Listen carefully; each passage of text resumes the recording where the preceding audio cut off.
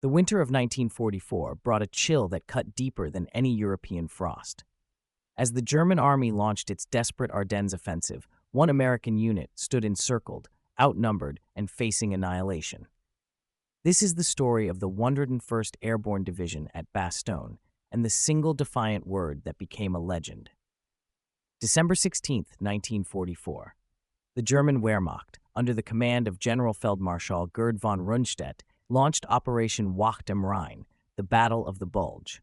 Their objective, to split the Allied front, capture the vital port of Antwerp, and force a negotiated peace. By December 20th, the spearheads of the German 5th Panzer Army, led by General Hasso von Manteuffel, had surrounded the critical Belgian crossroads town of Bastogne. Holding it was the 101st Airborne Division, the Screaming Eagles, commanded by Brigadier General Anthony McAuliffe. They were not alone. Elements of the 10th Armored Division and remnants of other shattered units bolstered their ranks, but they were critically short of winter gear, ammunition, and medical supplies. The 101st was not a heavy infantry division. They were lightly armed paratroopers, equipped with the M1 Garand rifle, 30 caliber Browning automatic rifles, and 60mm and 81mm mortars.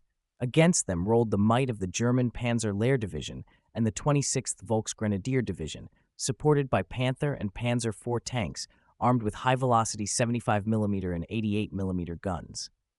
The siege began in earnest on December 21st. German artillery, including 105mm and 150mm howitzers, pounded the American perimeter.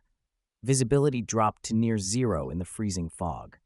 The paratroopers dug shallow foxholes in the frozen earth, their positions illuminated by the eerie glow of German flares.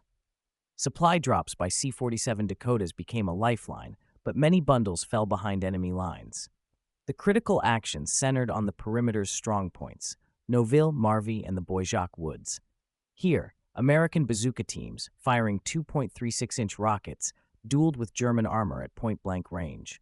The 101st's artillery, a mix of 75mm pack howitzers and borrowed 105mm pieces from the armored units, fired direct fire missions over open sights.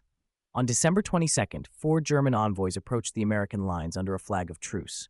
They presented a typed ultimatum demanding the honorable surrender of the surrounded town to avoid total annihilation. The message was delivered to General McAuliffe. His initial, exasperated response was, nuts. After consultation, he directed his staff to formalize a reply.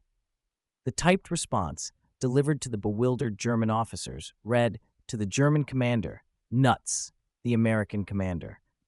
The single-syllable rebuff became a battle cry. It galvanized the defenders, who continued to hold for 5 more brutal days against relentless attacks. The siege was finally broken on December 26th, when lead elements of General George Patton's Third Army, specifically the 4th Armored Division, fought their way through from the south. The 101st had held. Their stubborn defense had critically disrupted the German timetable, bottling up vital roads and diverting enemy forces needed for the main offensive. The cost was high. The 101st suffered nearly 20% casualties. But their stand at Bastogne became the iconic symbol of American resilience during the Bulge. General McAuliffe's nuts entered military lore, not as a casual profanity, but as the ultimate expression of defiance from a commander who, against all odds, refused to yield. The Screaming Eagles had proven that willpower, when forged in the crucible of a frozen foxhole, could blunt the advance of an army.